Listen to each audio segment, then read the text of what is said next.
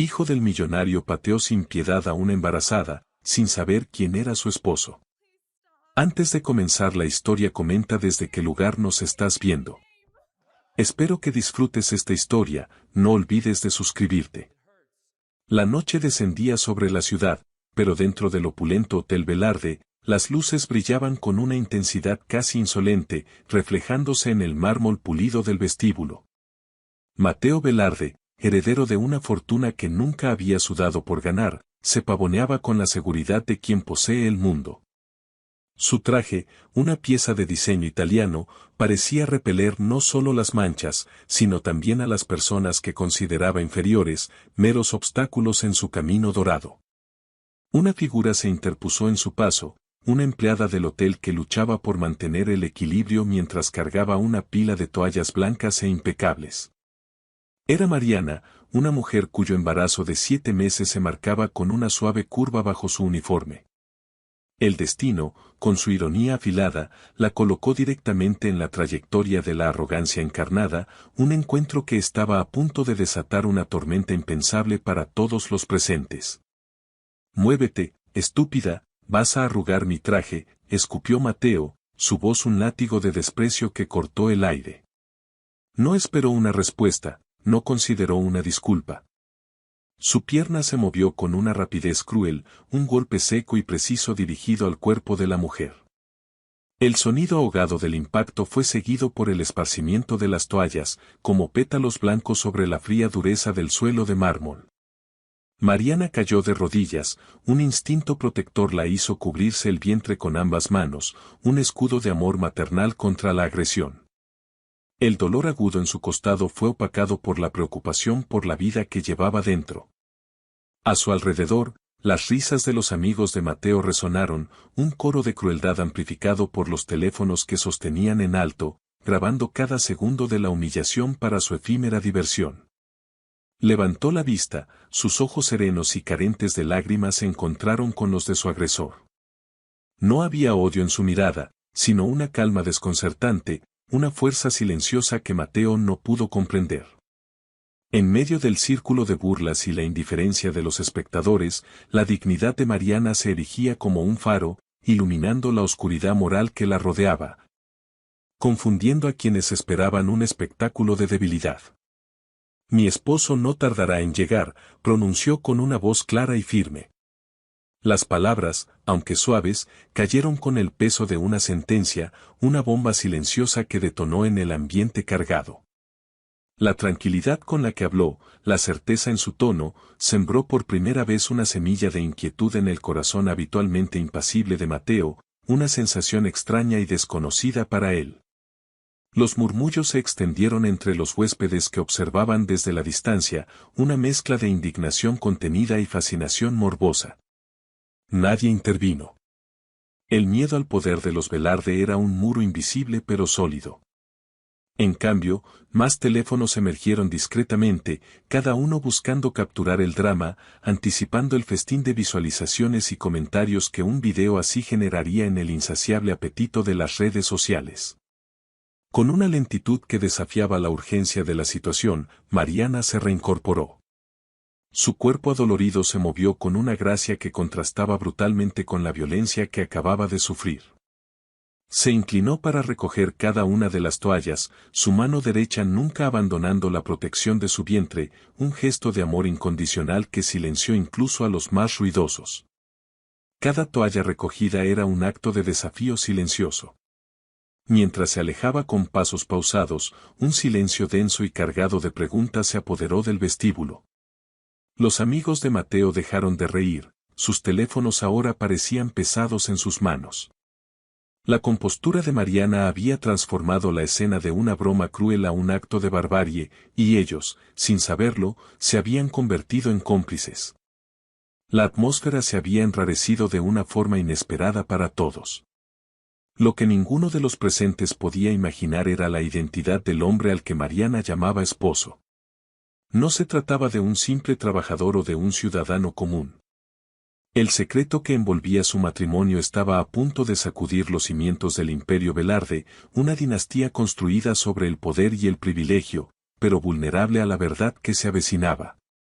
Apenas 3 horas después, el video era una plaga digital. Se había esparcido por todas las plataformas, cada reproducción y cada compartido alimentaba una hoguera de indignación pública.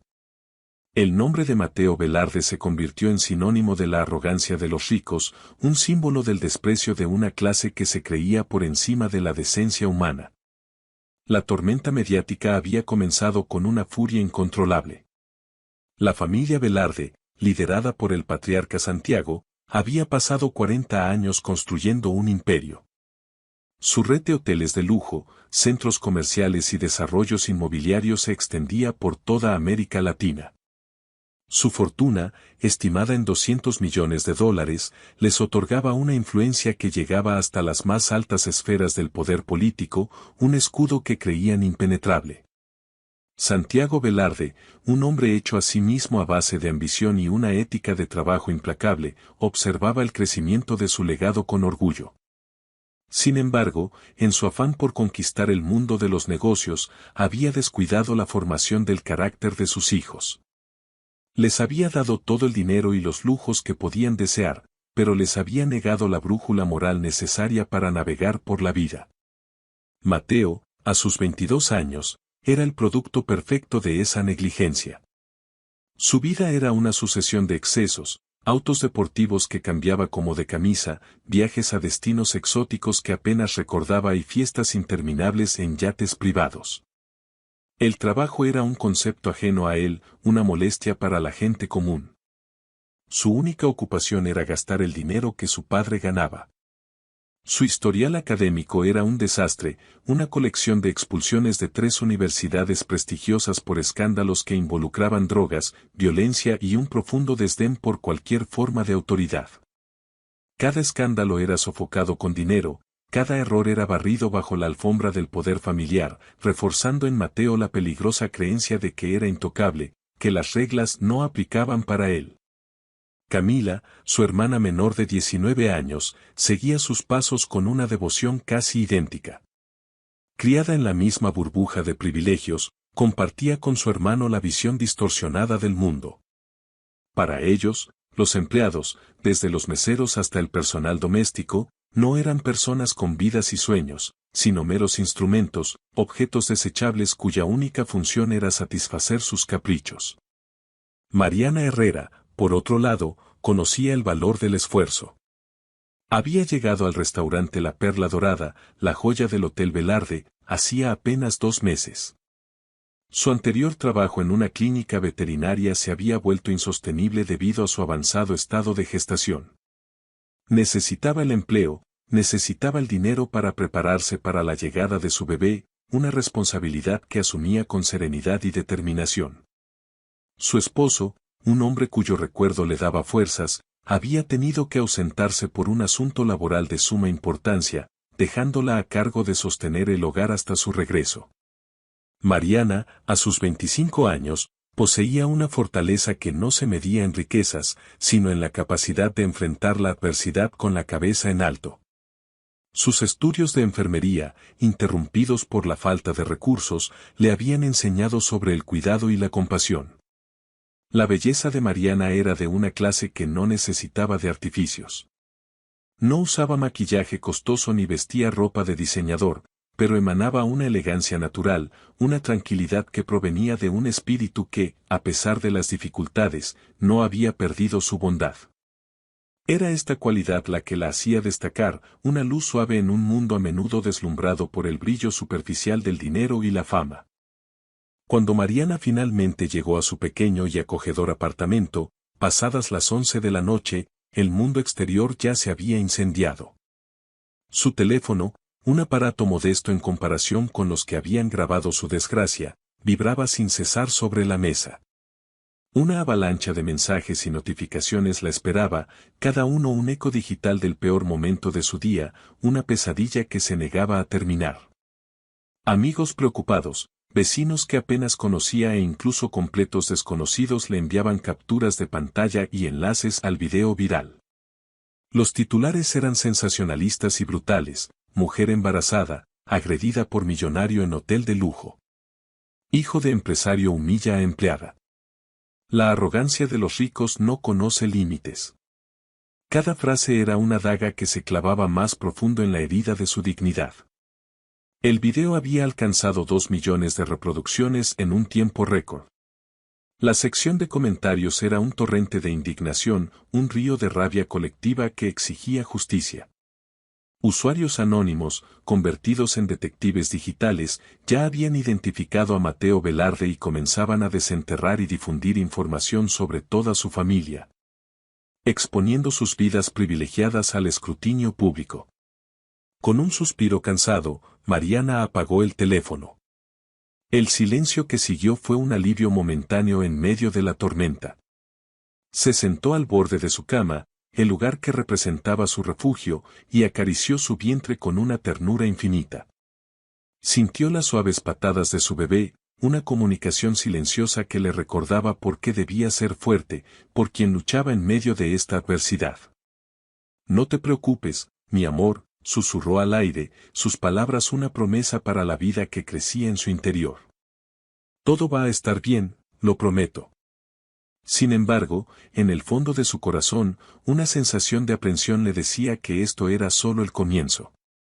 La tormenta apenas se estaba formando, y ella se encontraba en el ojo del huracán, un epicentro de un conflicto mucho más grande que ella. Al otro lado de la ciudad, en la opulenta mansión de los Velarde, el ambiente era de pánico. Santiago Velarde, el patriarca, no daba abasto con las llamadas. Asesores de imagen, abogados de la firma más cara y socios comerciales, todos contactaban con una urgencia palpable. La crisis de relaciones públicas se expandía como un incendio forestal, amenazando con consumir décadas de reputación construida con esfuerzo. Los medios de comunicación ya habían olido la sangre. La historia, demasiado jugosa para ser ignorada, estaba siendo preparada para los noticieros matutinos. Para cuando saliera el sol, el nombre Velarde estaría en boca de todo el país, no como sinónimo de éxito, sino de infamia. El imperio que tanto le había costado construir se tambaleaba por la imprudencia de su propio hijo. Mientras tanto, Mateo dormía profundamente en su habitación de 500 metros cuadrados, ajeno a la magnitud del desastre que había provocado. Su sueño no era perturbado por la culpa ni por la preocupación. El mundo que había conocido siempre lo había protegido de las consecuencias de sus actos, y no tenía motivos para pensar que esta vez sería diferente. Una burbuja de privilegio lo aislaba. El sol apenas comenzaba a teñir el horizonte cuando el teléfono de Santiago sonó de nuevo, esta vez con una insistencia que presagiaba una catástrofe. Señor Velarde, necesitamos hablar urgentemente, dijo la voz tensa de Miguel Santamaría, su director de Relaciones Públicas. El video de su hijo ya tiene 8 millones de reproducciones. Es tendencia mundial en todas las redes sociales.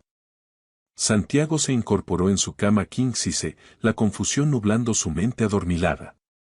Desde los ventanales de su penthouse, podía contemplar la ciudad que había ayudado a moldear, un paisaje de centros comerciales y torres de apartamentos que eran un testamento a su poder. ¿De qué video estás hablando, Miguel? No entiendo la alarma, preguntó, aún sin comprender la dimensión del problema. Encienda las noticias, señor. Cualquier canal, se lo ruego, fue la respuesta desesperada de Miguel. Con el control remoto en mano, Santiago encendió el televisor de 75 pulgadas que adornaba su pared. Lo que vio lo dejó sin aliento. El primer canal mostraba el video en cámara lenta, la patada de su hijo a la mujer embarazada repetida una y otra vez, un bucle de su vergüenza. Cambió de canal, solo para encontrar un panel de 3 comentaristas analizando el incidente como un símbolo de la profunda desigualdad social del país. El tercer canal era aún peor, imágenes de protestas espontáneas que se estaban formando frente a las oficinas corporativas de Velarde Empresas. La gente gritaba consignas, sostenía pancartas y exigía un boicot a todos sus negocios. Dios mío, murmuró Santiago, sintiendo como el control se le escapaba de las manos. Su teléfono no dejaba de sonar. Socios de toda la vida cancelaban contratos millonarios. Inversionistas nerviosos retiraban sus fondos, provocando una hemorragia financiera. Y lo que más le dolió, empleados de alto nivel, gente en la que confiaba, presentaban su renuncia alegando diferencias éticas irreconciliables. A las 7 de la mañana, la sangría de personal era alarmante. Más de 20 empleados administrativos habían abandonado la empresa. El servicio doméstico de la mansión, por primera vez en años, no se presentó a trabajar, un acto de solidaridad silenciosa que resonó con fuerza. Las noticias matutinas abrieron con su historia, con entrevistas a expertos en derechos humanos. Los gritos de su padre finalmente despertaron a Mateo de su plácido sueño. Mateo, baja inmediatamente, rugió Santiago con una furia que rara vez mostraba. Cuando Mateo llegó al estudio, encontró a su padre caminando de un lado a otro como un león enjaulado. Las pantallas del estudio, normalmente mostrando datos de mercado, ahora exhibían gráficos de la caída en picada de las acciones de la empresa.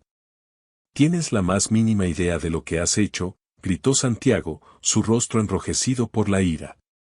40 años de mi vida, de mi trabajo, destruidos en una sola noche por tu estupidez. Mateo, todavía medio dormido y completamente desconectado de la realidad, respondió con un encogimiento de hombros: papá, solo fue una empleada molesta. La gente lo olvidará en una semana. La respuesta fue la gota que colmó el vaso. Santiago se acercó a su hijo, y por primera vez en 22 años, le gritó con toda la fuerza de sus pulmones, un grito que venía del alma. Y esa, empleada molesta, nos está costando $50 millones en este momento. 50 millones. ¿Entiendes eso? Su voz se quebró al final, una mezcla de rabia y desesperación. En ese preciso instante, la puerta del estudio se abrió. Entró Miguel Santamaría, su rostro pálido y sudoroso, seguido por un hombre mayor, de unos 60 años. Vestía un traje impecable pero sin marcas ostentosas, y su sola presencia comandaba un respeto inmediato. Había una autoridad en su postura, una calma en su mirada que contrastaba con el caos de la habitación. Santiago, lamento interrumpir, pero esto es crucial, dijo Miguel con un nerviosismo evidente. Te presento al abogado Lombardi. Él representa a la señora que fue agredida anoche. El abogado Lombardi observó la escena con una mirada penetrante, unos ojos grises que parecían capaces de leer los pensamientos y juzgar las almas. Su cabello canoso, peinado hacia atrás, le daba un aire de distinción y severidad. El abogado Lombardi avanzó con una calma que desarmaba, su presencia llenando el tenso silencio del estudio. Señor Velarde, comenzó, su voz era un instrumento de precisión, calmada pero firme, cada palabra medida para tener el máximo impacto. No he venido aquí para discutir cifras o negociar acuerdos monetarios. Vengo a presentarle una propuesta, una que podría salvar lo que aún queda de su reputación.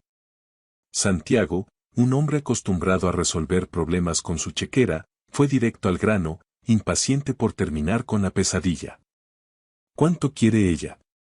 Dígame el precio y acabemos con esto de una vez, preguntó, asumiendo que todo en la vida tenía una etiqueta con un valor monetario. No podía estar más equivocado, pues la tormenta que se cernía sobre ellos no era de carácter financiero. Se equivoca, señor Velarde. El dinero no es el objetivo aquí, replicó Lombardi, su mirada fija en Santiago. Mi clienta no está interesada en ninguna forma de compensación económica. Lo que ella busca es algo mucho más significativo, algo que el dinero no puede comprar ni reparar. La declaración dejó a Santiago perplejo, descolocado ante una situación que no podía controlar con su poder habitual. Mateo, que hasta ese momento había permanecido en un segundo plano, soltó una risa sarcástica, un sonido hueco en la gravedad de la situación. ¿Entonces qué demonios quiere? ¿Una disculpa pública? Que le pongamos un nombre a una ridícula fundación benéfica, se burló, incapaz de concebir un mundo donde el dinero no fuera la respuesta a todos los problemas, a todas las ofensas. Lombardi giró lentamente su cabeza y fijó sus ojos grises en Mateo. Lo miró con la misma expresión de desinterés que uno usaría para observar un insecto particularmente desagradable. Ella quiere justicia, joven. Justicia real, del tipo que transforma, no del que se compra, dijo, sus palabras un golpe directo al ego inflado del heredero, dejándolo sin palabras. El abogado abrió su maletín de cuero con movimientos precisos y deliberados. Extrajo una carpeta y la colocó sobre la mesa de caoba. La propuesta de mi clienta es la siguiente, anunció, su voz resonando en el estudio. Su hijo, el señorito Mateo Velarde, trabajará como voluntario en el Hospital Comunitario San Rafael durante los próximos 2 meses, sin falta. Continuó detallando las condiciones, cada una diseñada para despojar a Mateo de su armadura de privilegios. Será asignado específicamente a la sala de maternidad. Su labor consistirá en ayudar a mujeres embarazadas de bajos recursos, aquellas que no tienen acceso a los lujos que su familia da por sentados. Sin privilegios, sin excusas, sin ausencias.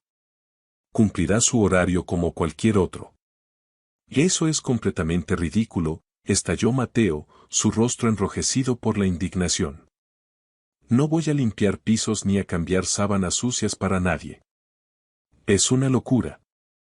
La idea de realizar un trabajo manual, de servir a otros, era tan ajena a su realidad que la consideraba un castigo peor que cualquier multa o demanda judicial.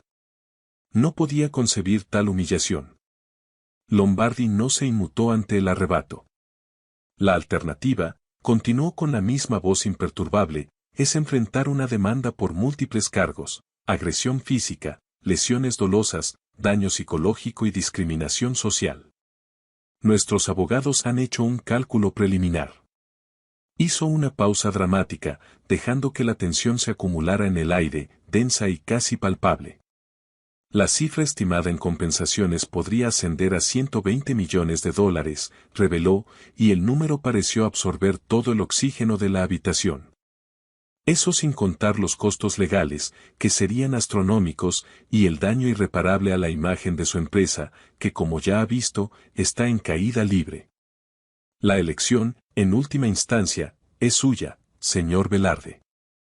Santiago sintió que el aire se le escapaba de los pulmones, una presión en el pecho como si el peso de su imperio estuviera a punto de aplastarlo.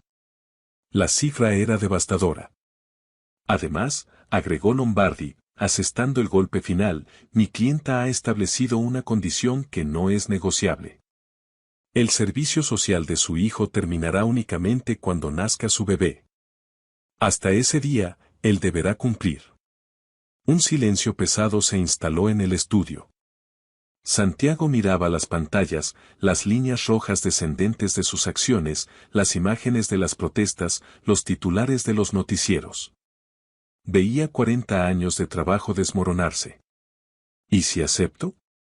Si mi hijo cumple con todo esto, ¿el caso se cerrará por completo?, preguntó con un hilo de voz, buscando una salida. Si su hijo demuestra un cambio genuino y cumple rigurosamente con todas las condiciones establecidas, mi clienta considerará no proceder legalmente, respondió Lombardi. La oferta era una cuerda de salvamento, pero una que venía con un alto precio de humildad y esfuerzo. Mateo, por su parte, miraba a su padre con incredulidad. Papá, no puedes estar considerando esto en serio. Es humillante. Santiago observó a su hijo, y por primera vez vio no a un heredero, sino a un problema andante, la encarnación de su propio fracaso como padre. La decisión era clara, aunque dolorosa. Acepto, dijo finalmente, su voz quebrada por el peso de la derrota. Y así, por primera vez en su vida, Mateo Velarde, el joven que lo tenía todo, tendría que trabajar. El Hospital Comunitario San Rafael era otro universo. Olía a una mezcla penetrante de desinfectante, enfermedad y una silenciosa desesperación humana. Mateo llegó el primer día en su BMW último modelo, un vehículo que valía más que el salario anual de la mayoría del personal.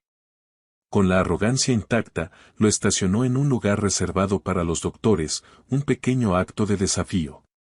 Inmediatamente, 2 guardias de seguridad se acercaron, sus rostros serios y sus uniformes impecables.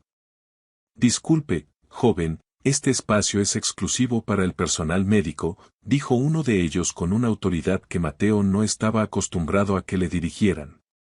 No puede estacionar aquí. La confrontación, aunque menor, ya marcaba el tono de su nueva realidad, una muy diferente. Soy personal médico, mintió Mateo con descaro, mostrando la carta del abogado Lombardi que lo acreditaba como voluntario, como si el papel le confiriera algún estatus especial. El guardia ni siquiera se molestó en mirar el documento. Los voluntarios estacionan en la calle, como todos los demás. Mueva el auto ahora, por favor, respondió con una firmeza inquebrantable. Fue su primera humillación. La enfermera jefe, Karina Romero, era una mujer de 50 años forjada en el crisol de 30 años de experiencia hospitalaria. Su rostro estaba marcado por las largas noches de guardia y las innumerables crisis atendidas. Había visto nacer a cientos de bebés y había consolado a madres que perdían a los suyos. No tenía tiempo ni paciencia para niños ricos jugando a ser buenas personas. Así que tú eres el famoso Mateo Velarde, le dijo sin preámbulos, mientras le entregaba un uniforme verde, deslavado y áspero al tacto. Quiero que te quede algo muy claro. Aquí dentro, tu apellido no significa nada. No te da privilegios, no te hace especial. Aquí solo existe el trabajo, y o lo haces bien o te vas. Sus palabras eran duras, directas y sin espacio para la negociación. Le asignó las tareas más básicas, las más ingratas, las que nadie quería hacer. Limpiar los pisos pegajosos, cambiar las sábanas manchadas de las camas de las pacientes, repartir las bandejas de comida insípida y vaciar los basureros rebosantes de desechos médicos. Cada tarea era una lección de humildad, una bofetada a su ego acostumbrado a ser servido y no a servir. El primer día, la rebelión de Mateo no se hizo esperar. Ante la orden de limpiar un baño público, su rostro se contrajo en una mueca de asco. Yo no voy a tocar eso, declaró con una arrogancia que ya no intimidaba a nadie en este nuevo entorno. Es repugnante. Creyó que su negativa sería suficiente, que su estatus, aunque disminuido, aún le otorgaría el poder de elegir sus tareas. Karina Romero lo miró sin parpadear, sus ojos cansados habían visto actitudes mucho peores. Entonces, vete a tu casa, niño bonito, respondió con una calma glacial. Pero ten muy claro que si no cumples con tu trabajo aquí, mañana mismo estarás sentado en una corte, enfrentando una demanda millonaria que hará que limpiar este baño te parezca un paraíso. La amenaza era real y contundente. Con el orgullo herido y la rabia hirviendo en su interior, Mateo limpió el baño. Sus manos, acostumbradas únicamente a sostener copas de champán y los volantes de autos deportivos, pronto se llenaron de ampollas por la fricción de los cepillos y los químicos de limpieza.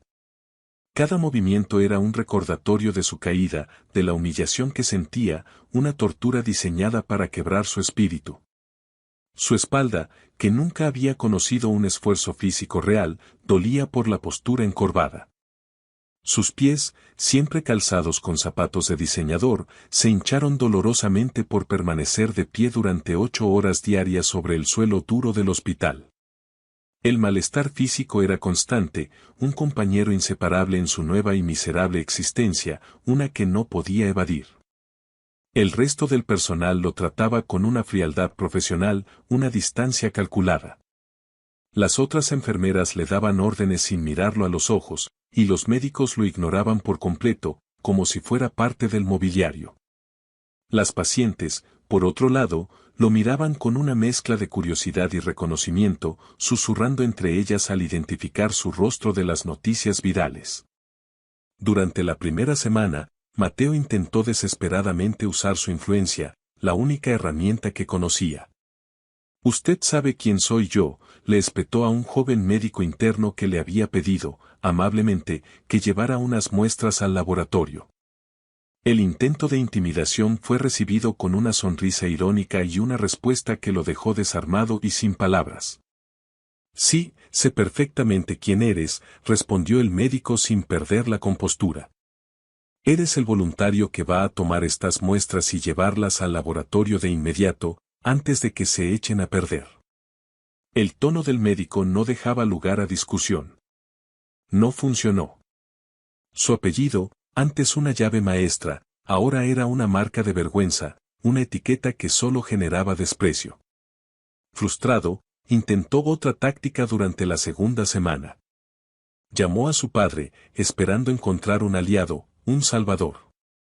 Papá, tienes que sacarme de aquí.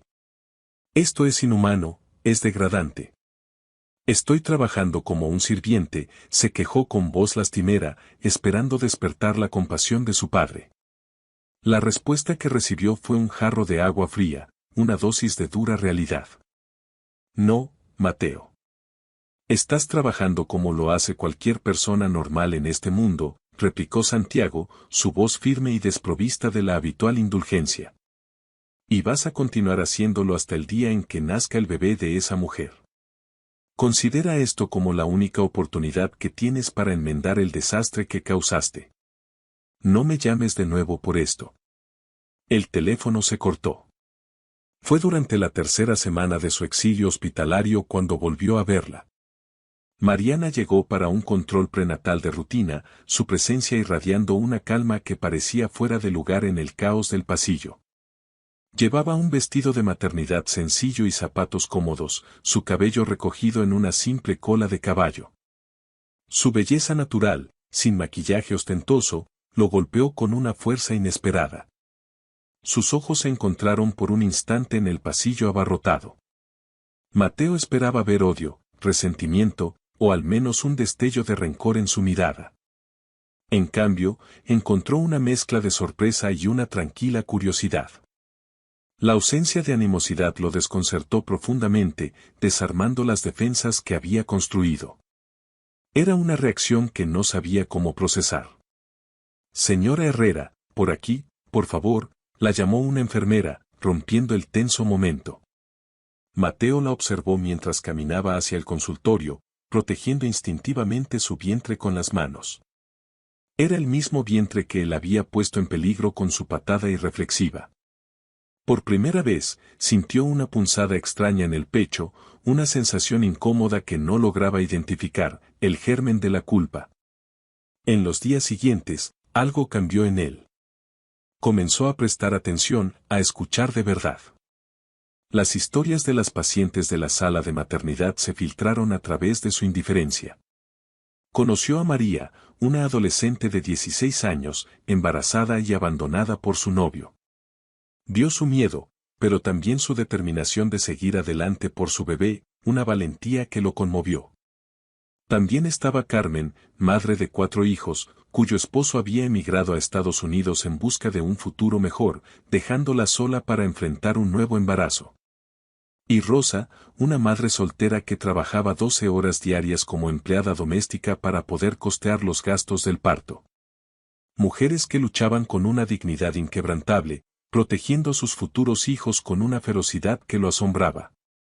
Encontraban fortaleza en la adversidad, una comunidad de apoyo mutuo en las modestas salas del hospital. Se compartían consejos, se ofrecían consuelo y celebraban cada pequeña victoria. Mateo, el observador silencioso, comenzó a ver un mundo de resiliencia y sacrificio que nunca supo que existía, un universo paralelo al suyo, lleno de lujos vacíos y conexiones superficiales. Una tarde, mientras limpiaba el área de descanso de las enfermeras, un pequeño espacio donde el personal podía tomar un respiro. Encontró un par de guantes de látex nuevos sobre el escritorio temporal que le habían asignado. No había ninguna nota, ningún indicio de quién los había dejado, pero un instinto le dijo que solo podía haber sido una persona, Mariana. Ella debía haber notado cómo los químicos de limpieza habían agrietado la piel de sus manos, dejándolas en carne viva. El gesto, tan pequeño y anónimo, lo sacudió hasta los cimientos. Era un acto de consideración, de empatía, algo que no esperaba de la mujer a la que había herido tan profundamente. La bondad inesperada era más difícil de enfrentar que el odio que creía merecer. Esa noche, Mateo no pudo dormir. Se quedó despierto en su lujosa habitación, las sábanas de seda ahora le parecían incómodas. Pensaba en ese simple par de guantes. Nadie en su vida había tenido ese tipo de consideración hacia él. Sus padres le compraban autos, le pagaban viajes extravagantes, le daban dinero, pero nadie, nunca, se había fijado en el dolor de sus manos agrietadas. Al día siguiente, mientras organizaba un archivo de historias clínicas, sus ojos la encontraron de nuevo. Mariana estaba en la sala de espera, ajena a su mirada. Acariciaba su vientre con suaves movimientos circulares, susurrándole palabras inaudibles a su bebé. Su rostro resplandecía con esa luz especial de las futuras madres, una expresión de amor puro y absoluto que lo dejó sin aliento. Fue en ese preciso instante, observando la tierna conexión entre Mariana y su bebé nonato, que la coraza de Mateo Velarde finalmente se rompió. Por primera vez en su vida, sintió una culpa real, una punzada aguda y dolorosa que no podía ignorar ni suprimir. Ya no era una idea abstracta, sino una emoción visceral que lo consumía desde adentro, dejándolo expuesto. La pregunta que siguió a esa epifanía fue devastadora. ¿Qué clase de persona había sido hasta ese momento? Se vio a sí mismo a través de los ojos de ella, a través de los ojos de las otras mujeres del hospital, y la imagen que le devolvía el reflejo era la de un monstruo, un ser egoísta y cruel, vacío de toda empatía. Y por primera vez, sintió un profundo deseo de cambiar. La reunión se convocó en el corazón del Imperio Velarde, la oficina principal de Santiago, ubicada en el piso 42 del edificio corporativo más alto de la ciudad. Las ventanas, que iban del suelo al techo, ofrecían una vista panorámica que normalmente hacía sentir a sus ocupantes como dueños del mundo. Pero esa tarde, Santiago no se sentía poderoso, sino pequeño y vulnerable. El abogado Lombardi llegó puntualmente, acompañado de Mariana. A sus 8 meses de embarazo, caminaba con la gracia pausada de las mujeres en las últimas etapas de gestación.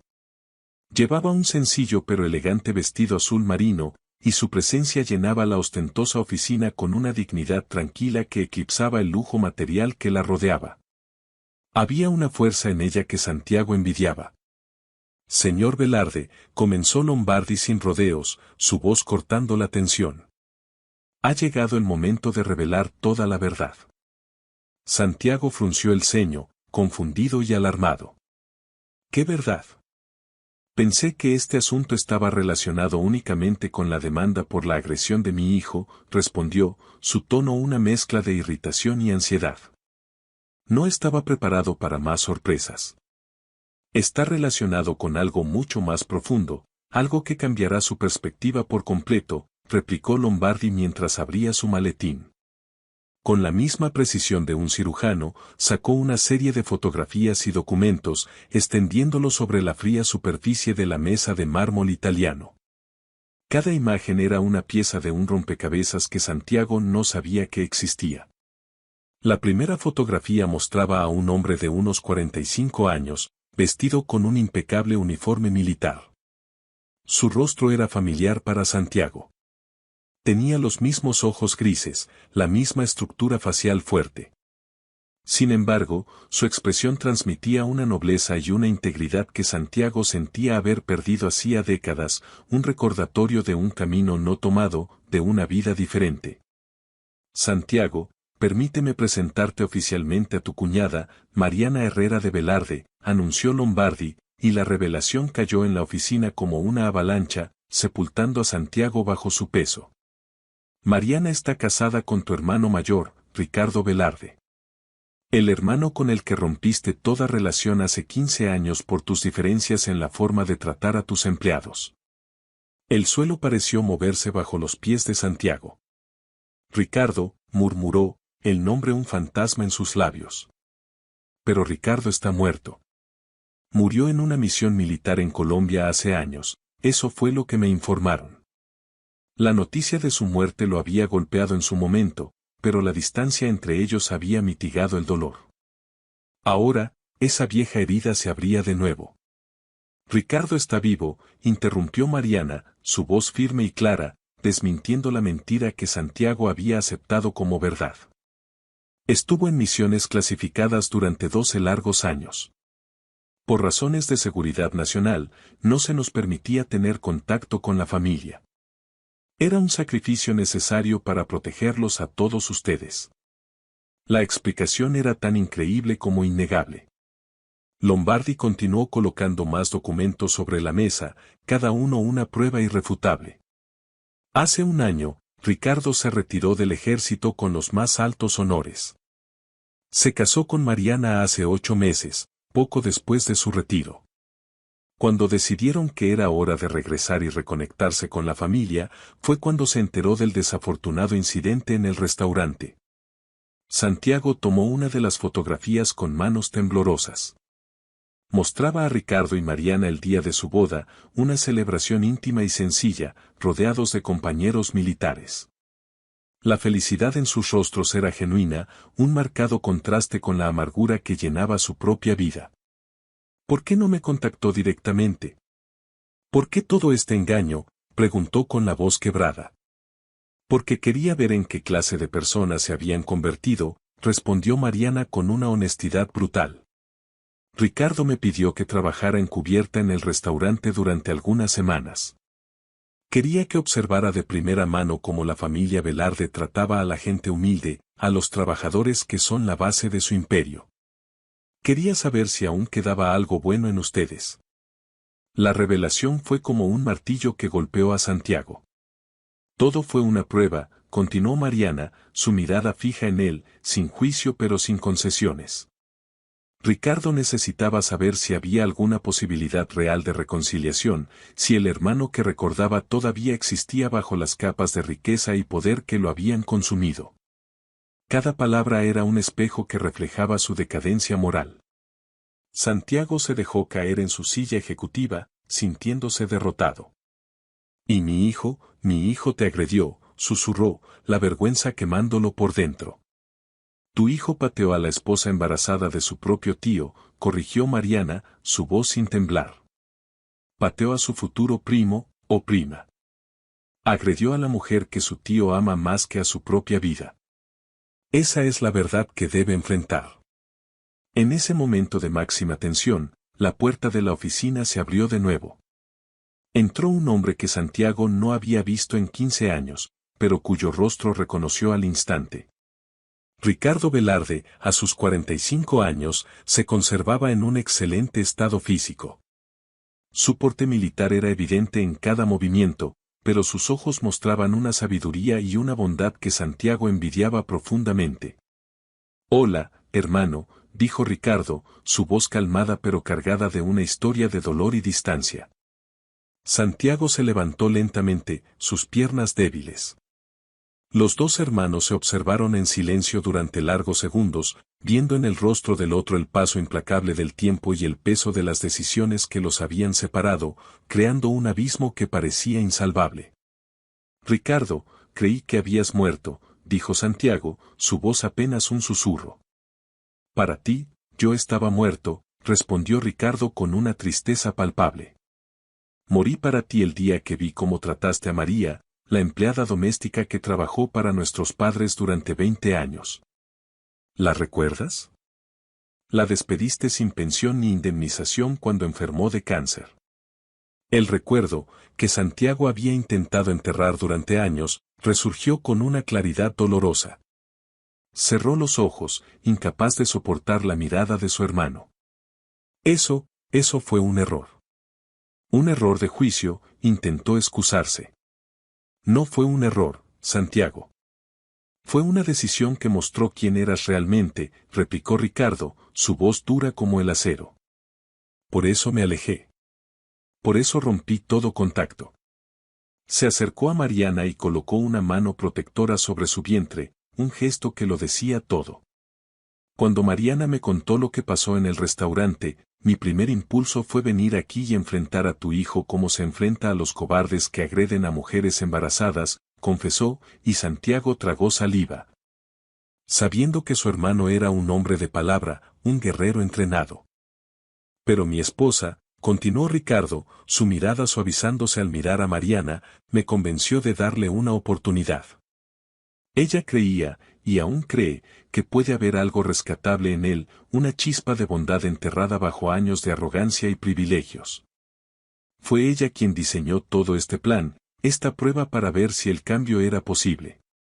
Ricardo se dirigió hacia la imponente ventana, observando la ciudad que se extendía a sus pies. Durante estas últimas semanas, he estado siguiendo de cerca el progreso de Mateo en el hospital. He recibido informes diarios de su comportamiento, de sus interacciones, de cada pequeño detalle.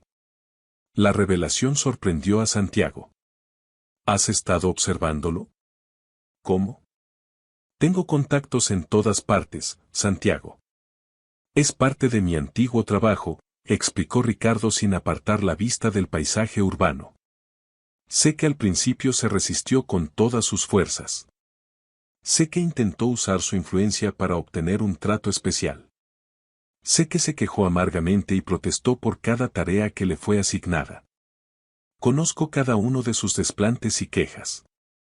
Hizo una pausa, dejando que sus palabras calaran en el ambiente. El silencio se alargó, cargado de anticipación. Pero también sé otras cosas, continuó, su tono cambiando ligeramente.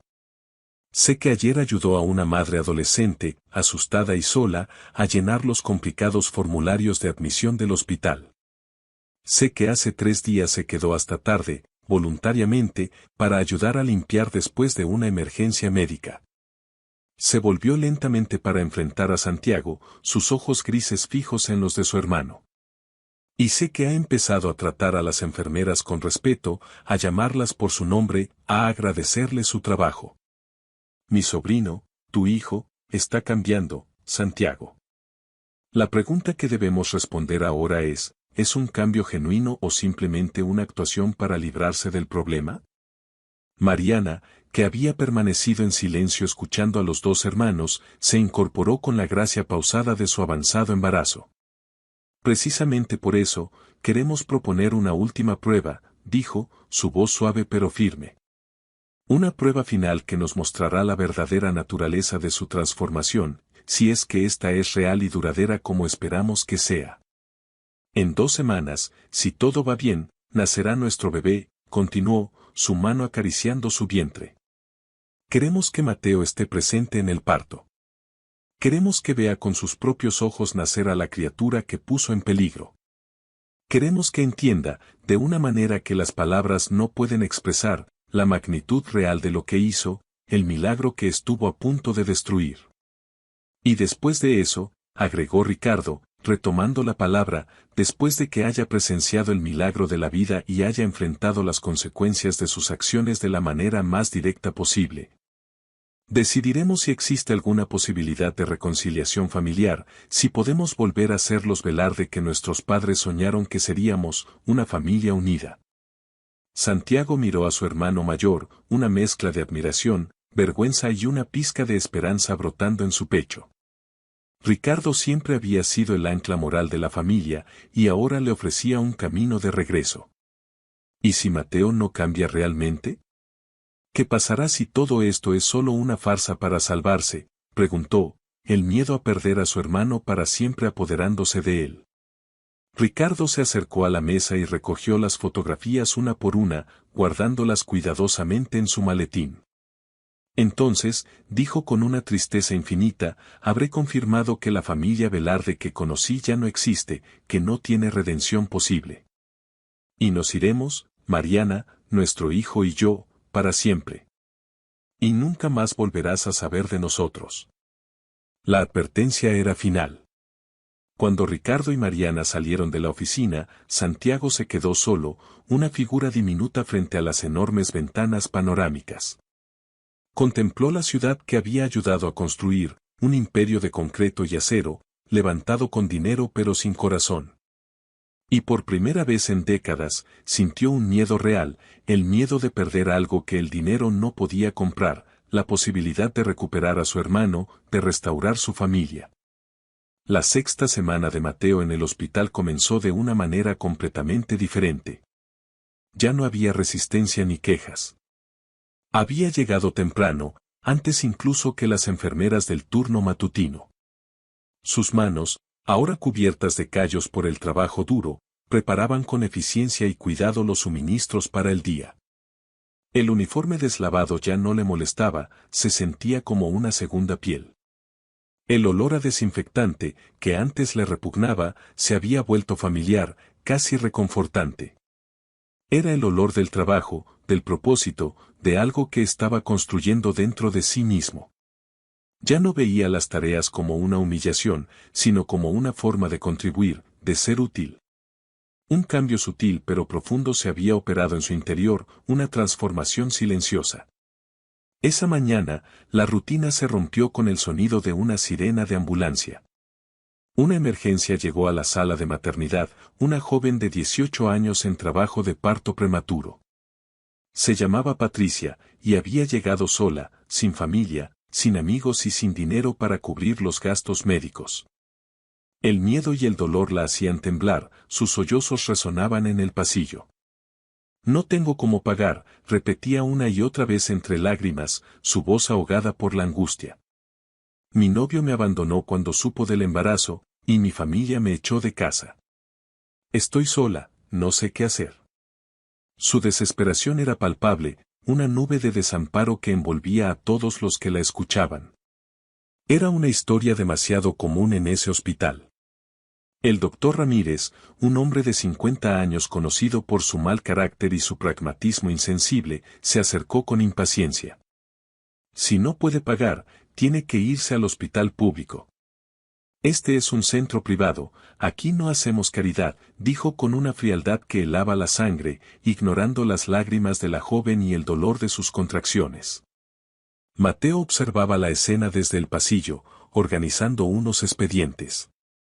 Al escuchar las crueles palabras del doctor y ver la desesperación en el rostro de Patricia, algo dentro de él se encendió. Un resorte de indignación y compasión lo impulsó a actuar, a hacer algo que nunca antes había hecho en su vida, a intervenir por alguien más. Se acercó con una determinación que sorprendió a todos, incluido a él mismo. Doctor Ramírez, dijo, su voz firme y clara, interponiéndose entre el médico y la joven. Yo me haré cargo de todos los gastos de Patricia. Asegúrese de que reciba la mejor atención posible. La declaración dejó al doctor sin palabras, con la boca abierta por la sorpresa. Tú, balbuceó el médico, mirándolo de arriba abajo con incredulidad. ¿Un simple voluntario va a pagar los gastos médicos de una completa desconocida? No me haga reír, muchacho. La idea era tan absurda para el que no podía tomarla en serio, acostumbrado a un mundo donde la generosidad era una rareza. Sí, yo, respondió Mateo sin dudar, manteniendo la mirada del doctor. Y si tiene algún problema con eso, puede hablar directamente con la administración del hospital. Estoy seguro de que estarán interesados en escuchar su opinión sobre la caridad. Era la primera vez que usaba su apellido, su influencia familiar, no para beneficiarse a sí mismo, sino para ayudar a alguien más, a un completo desconocido. Patricia lo miró con los ojos inundados en lágrimas, pero esta vez eran de gratitud y alivio. No sé cómo agradecerte, susurró, su voz temblorosa por la emoción y el dolor de las contracciones. No tienes nada que agradecerme, respondió Mateo con una suavidad que nunca antes había poseído. Solo concéntrate en tu bebé, asegúrate de que nazca sano y fuerte. Durante las siguientes horas, que se sintieron como una eternidad, Mateo no se apartó del lado de Patricia. Se quedó con ella durante el arduo trabajo de parto, convirtiéndose en el apoyo que ella no tenía. Le sostuvo la mano con firmeza cuando las contracciones se intensificaron, absorbiendo parte de su dolor. Le ofreció palabras de aliento cuando el miedo amenazaba con consumirla. Le llevó agua cuando la sed resecaba sus labios y le colocó paños fríos en la frente cuando la fiebre la invadía. Actuó no como un voluntario, sino como un amigo, un familiar, un ser humano que se preocupa por otro. Las enfermeras, que al principio lo miraban con escepticismo, comenzaron a verlo con un nuevo respeto, observando en silencio su inesperada transformación. Cuando finalmente nació el bebé, un niño sano y fuerte de 6 libras y 3 onzas, Mateo sintió una oleada de emoción que nunca antes había experimentado. Ver esa pequeña y frágil vida, que él había ayudado a proteger, lo llenó de una satisfacción más profunda y genuina que cualquier auto deportivo, cualquier viaje de lujo o cualquier cuenta bancaria abultada. Era una riqueza de otro tipo. ¿Cómo vas a llamarlo?, le preguntó suavemente a Patricia, mientras ella acunaba al recién nacido en sus brazos, su rostro iluminado por un amor inmenso. Lo llamaré Andrés, respondió ella con una sonrisa débil pero feliz, sus ojos fijos en los de Mateo. Como el ángel que me ayudó cuando más lo necesitaba, cuando pensé que todo estaba perdido. Mateo se alejó de la habitación con los ojos húmedos, sintiendo un nudo en la garganta que le impedía hablar. En el pasillo, se encontró con Karina Romero, la enfermera jefe, la mujer que lo había tratado con dureza y desprecio durante sus primeras semanas. Ella lo observaba con una expresión que ya no era de frialdad, sino de una cálida aprobación.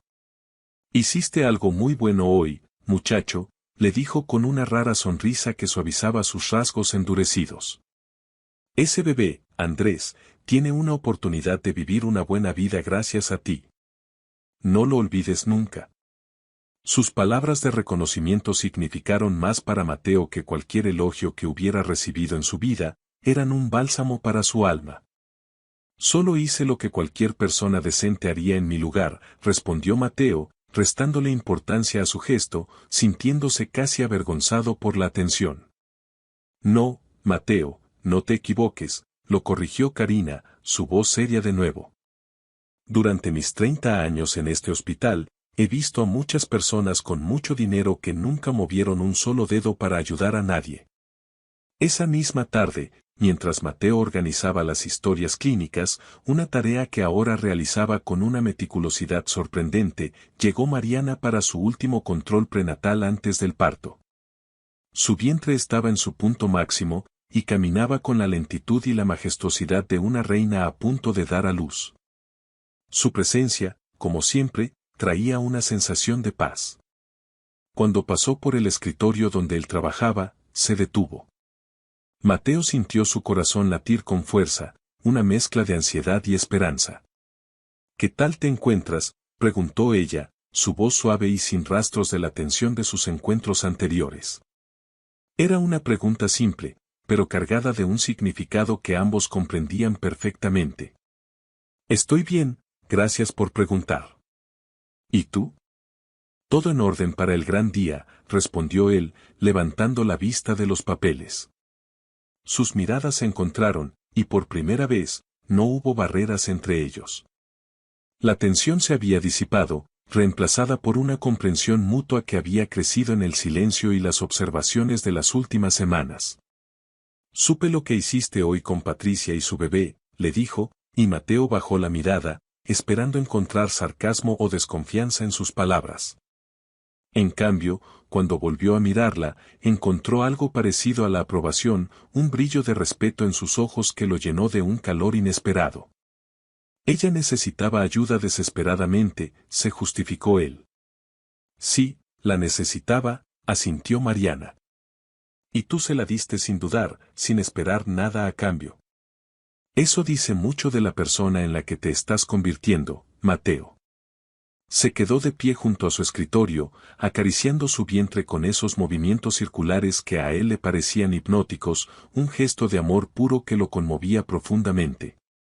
«Quiero que sepas algo», continuó ella, su voz volviéndose más seria. «Durante todas estas semanas, te he estado observando. Al principio, debo admitir que esperaba que todo fuera una actuación, una farsa temporal para evitar las consecuencias legales de tus actos». Hizo una pausa, buscando las palabras correctas para expresar lo que sentía. «Pero he visto más que eso», prosiguió. «He visto cómo tratas a las pacientes con una amabilidad que no es fingida. He visto cómo te quedas después de tu horario cuando hay emergencias, sin que nadie te lo pida. Y he visto cómo miras a los bebés recién nacidos, como si fuera la primera vez que entiendes de verdad lo que significa la vida, su fragilidad y su belleza». Mateo sintió que el nudo en su garganta regresaba con más fuerza. Las palabras de Mariana eran un reconocimiento que anhelaba pero que no se sentía merecedor de recibir. Mariana, lo que te hice esa noche en el hotel, comenzó, la necesidad de disculparse brotando desde lo más profundo de su ser, un torrente de arrepentimiento que necesitaba ser liberado. No puedo perdonar lo que hiciste, lo interrumpió ella con una firmeza que no admitía réplica. La frase fue un golpe, pero uno necesario. Esa patada pudo haber matado a mi bebé. Pudo haberme matado a mí. El perdón es una palabra demasiado simple para algo tan grave. El silencio que siguió se extendió entre ellos como un abismo, recordándole la gravedad de su falta. Pero, continuó ella, y esa palabra fue un puente sobre el abismo, si puedo confiar en la persona que estás empezando a ser.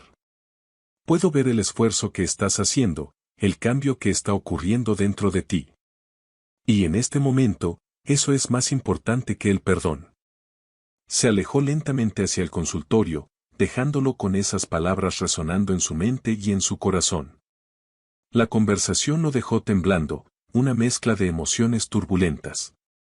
La negación de su perdón fue dolorosa, pero justa.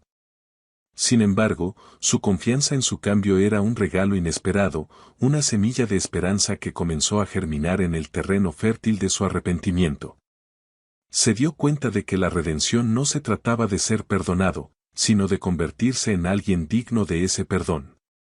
3 días después, en la quietud de la madrugada, a las 2 de la mañana, la alarma de emergencia del hospital rompió el silencio.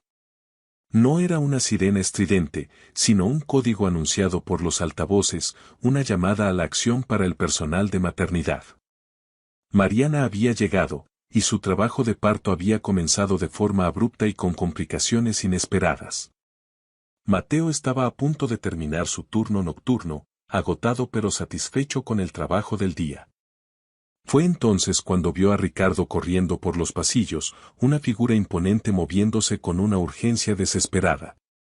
Llevaba a Mariana en brazos, su rostro, normalmente sereno y controlado, ahora era una máscara de pura preocupación. El amor y el miedo luchaban en su expresión.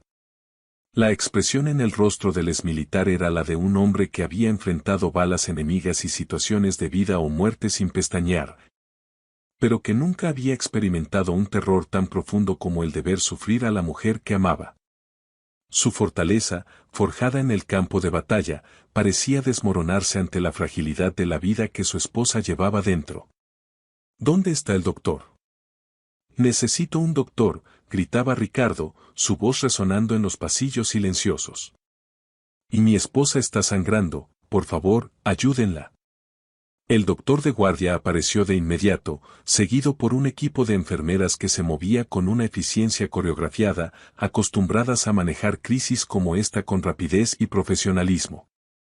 Mateo observaba la escena desde la distancia, sintiéndose completamente inútil, un mero espectador en un drama que él mismo había ayudado a desencadenar. Una parte de él quería huir, escapar de la culpa que lo consumía, pero otra parte, más fuerte y nueva, le decía que debía quedarse, que debía enfrentar esto, que era su responsabilidad estar allí. Es una complicación menor, no se alarme, explicó el doctor a Ricardo después de un rápido examen a Mariana. El bebé viene en una posición incorrecta, lo que se conoce como presentación podálica. Pero podemos manejarlo sin problemas. Necesitamos prepararla para una cesárea de emergencia de inmediato para evitar cualquier riesgo para ambos. Durante las siguientes 2 horas, que se sintieron como 2 siglos, Ricardo caminó por los pasillos de la sala de espera como un león enjaulado. Sus manos, normalmente firmes como rocas, temblaban ligeramente, la única señal externa del terror que lo carcomía por dentro. Se pasaba las manos por el pelo, miraba el reloj constantemente, perdido en un mar de ansiedad. Mateo, después de 1 hora de observarlo sufrir en silencio, reunió el coraje para acercarse. Se sentía como un intruso, como la última persona en el mundo que tenía derecho a ofrecer consuelo, pero no podía soportar ver a su tío en ese estado de angustia. Se acercó lentamente, con el corazón en un puño. Señor. Tío, se corrigió, la palabra todavía sintiéndose extraña en sus labios. ¿Puedo acompañarlo? No debería estar solo en un momento como este. Ricardo lo miró, sus ojos reflejando una sorpresa genuina. No esperaba ese gesto de su sobrino, del joven que había despreciado durante tanto tiempo. La oferta era inesperada y, de alguna manera, reconfortante. No tienes que hacer esto, Mateo. Esta no es tu carga, respondió Ricardo, su voz ronca por la tensión. Sí, tengo que hacerlo, insistió Mateo con una convicción que nunca antes había tenido. Esa mujer, su bebé, yo los puse en peligro una vez. Necesito estar aquí hasta saber que están bien. Es lo mínimo que puedo hacer para empezar a reparar el daño. Los dos hombres, el tío y el sobrino, se sentaron juntos en las incómodas sillas de plástico de la sala de espera. El silencio entre ellos ya no era hostil, sino que estaba cargado de 15 años de distancia familiar y 6 semanas de una transformación asombrosa. Era un silencio que hablaba de arrepentimiento, de segundas oportunidades y del frágil comienzo de una reconciliación. Cuando eras niño, comenzó Ricardo de repente, su voz rompiendo el silencio, solías seguirme a todas partes. Decías que querías ser un soldado como yo, proteger a los inocentes. Mateo sonrió con una tristeza melancólica.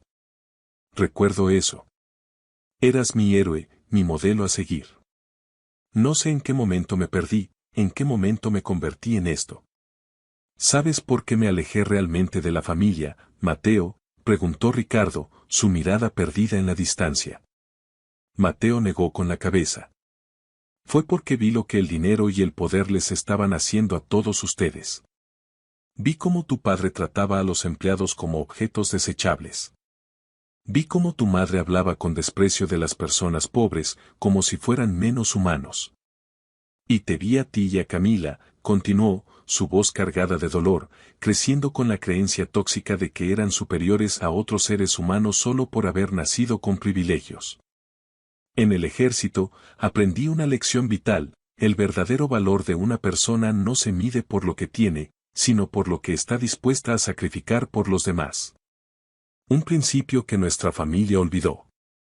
Como usted sacrificó su relación familiar por sus principios, añadió Mateo, comprendiendo por fin la magnitud del sacrificio de su tío. Y como tú, replicó Ricardo, mirándolo a los ojos, estás sacrificando tu comodidad y tu orgullo para servir a mujeres que antes considerabas inferiores. Estás aprendiendo la lección, sobrino. Estás encontrando tu valor real. En ese momento de profunda conexión, el doctor salió de la zona de quirófanos, todavía con la mascarilla quirúrgica colgando del cuello, su rostro cansado pero sonriente. Señor Velarde, dijo dirigiéndose a Ricardo, felicidades. Tiene usted un hijo hermoso y completamente saludable. Y su esposa está perfectamente bien, recuperándose de la cirugía. Todo salió a la perfección. Un suspiro profundo escapó de los labios de Ricardo mientras se dejaba caer en la silla, liberando toda la tensión acumulada. El alivio lo inundó, una ola que lavó todo el miedo y la angustia. ¿Puedo verlos ahora?, preguntó, su voz temblando de emoción. Por supuesto, respondió el doctor. Están en la habitación 304, esperándolo. Mientras se dirigían hacia la habitación, Ricardo se detuvo y puso una mano en el hombro de Mateo. Quiero que vengas conmigo, Mateo. Quiero que conozcas a tu primo. Tú también eres parte de esto. Entraron juntos a la habitación, donde Mariana, aunque agotada por la prueba, resplandecía con esa luz especial de las madres recién paridas. En sus brazos, sostenía un pequeño bulto envuelto en una manta azul. Ricardo, susurró Mariana, sus ojos llenos de amor, mira qué hermoso es. Es perfecto.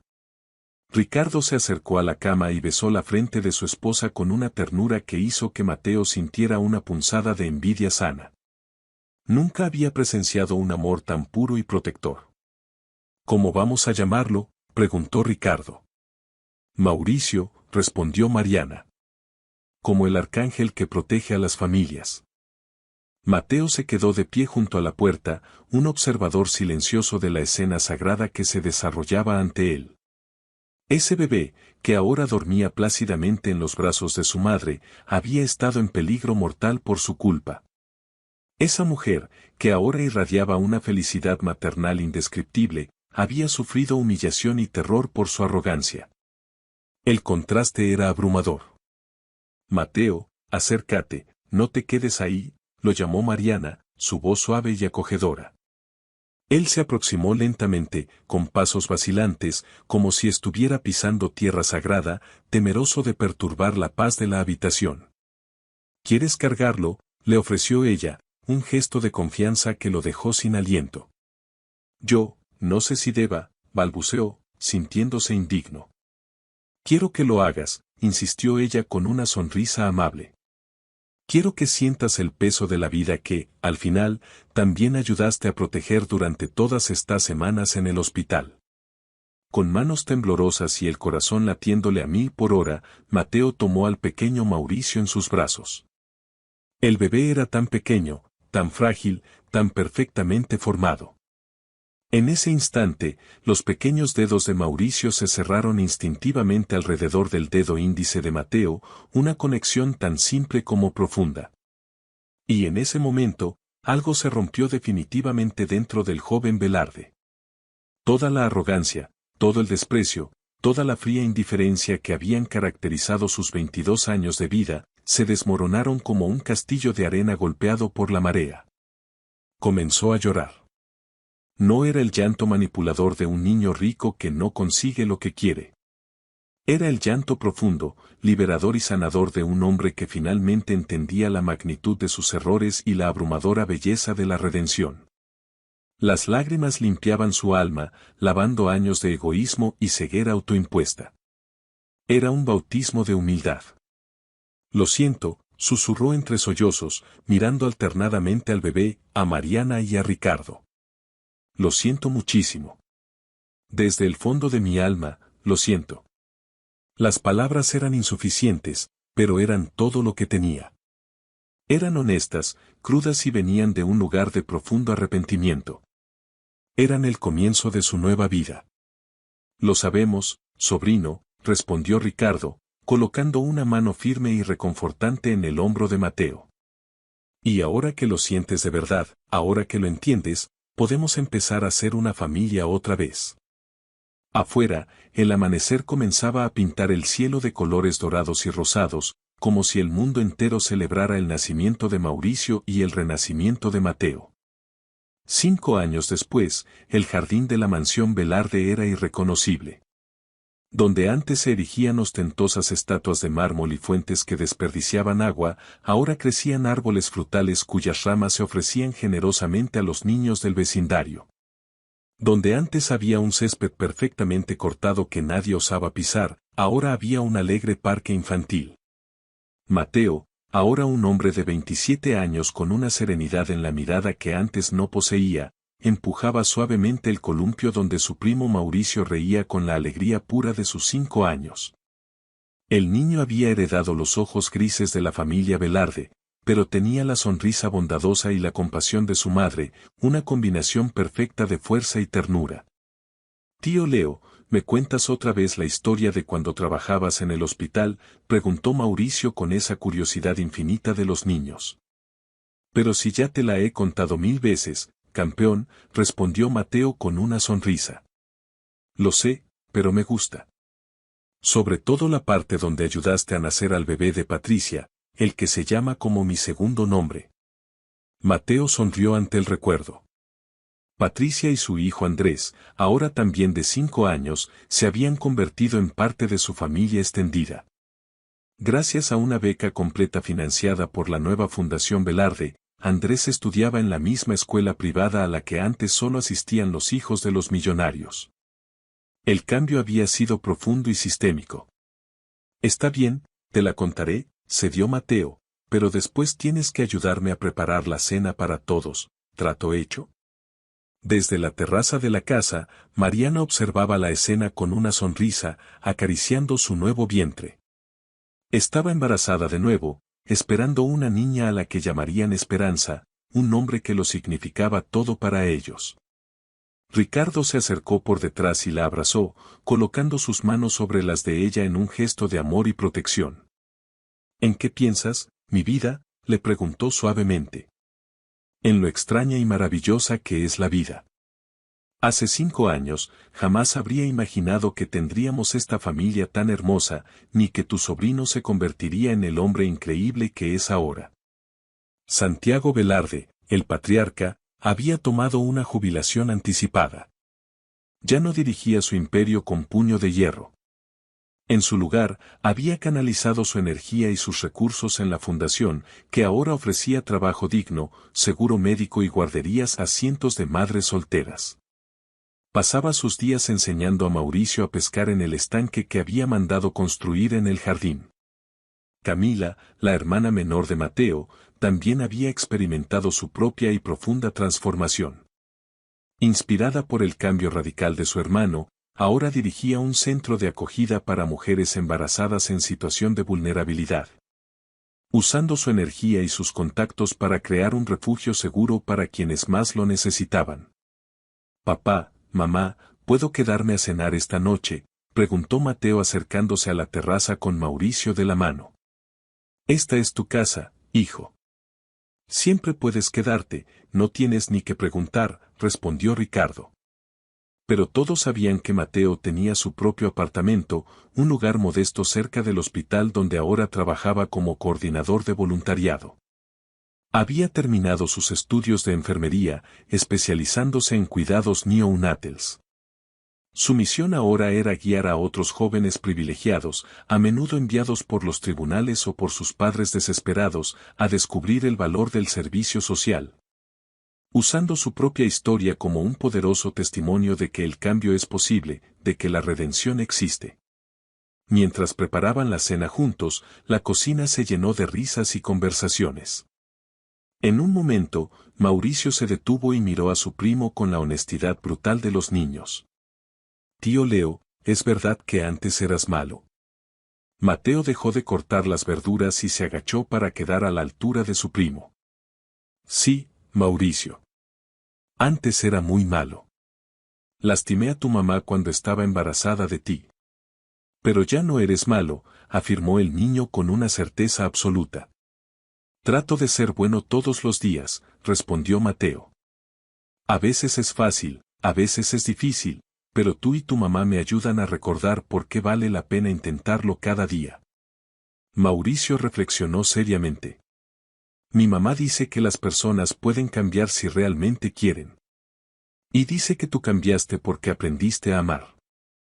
Si esta historia te ha gustado, te agradeceríamos mucho que la calificaras del 1 al 10, apóyanos con un like y suscríbete a nuestro canal Historias Realistas. Comenta desde qué lugar nos estás viendo. Gracias por tu apoyo incondicional en cada historia. Bendiciones para ti y tu familia.